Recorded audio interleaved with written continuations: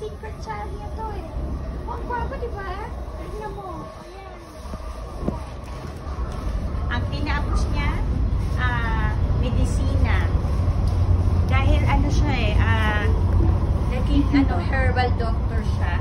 In short, albularyo. Kaya magpa-practice daw siya sa Philippines. Dahil mas maganda raw ang pagiging albularyo sa Philippines. Excuse me 3 years itong nag-aral Hindi ba 4 years? Hindi, 3 years lang to kasi Larry lang yun eh. O, nag-aral pa siya sa pagiging masahista. Masahista talaga. Masahista. Lahat ng racket nito o ano-ano eh. O, para lang makakuha ng scholarship. Siyempre, hindi na siya magtatrabaho, di ba? O, manluloko to eh. Mukha nga tong tiger. Tingnan nyo, mukhang tiger. Hindi naman tong bear eh. O, di ba? Pero graduate na siya ngayon. Papalayasin na siya ng nanay niya.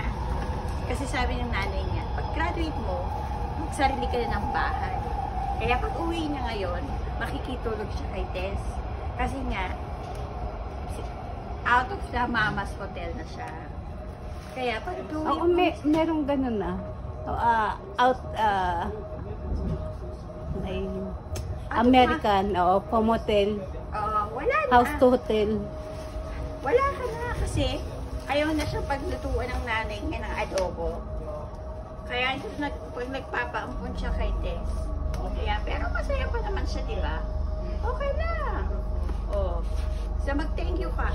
Thank you po. Thank you po. Mag-thank you ka sa mga sponsor. Thank you po sa Hanabishi.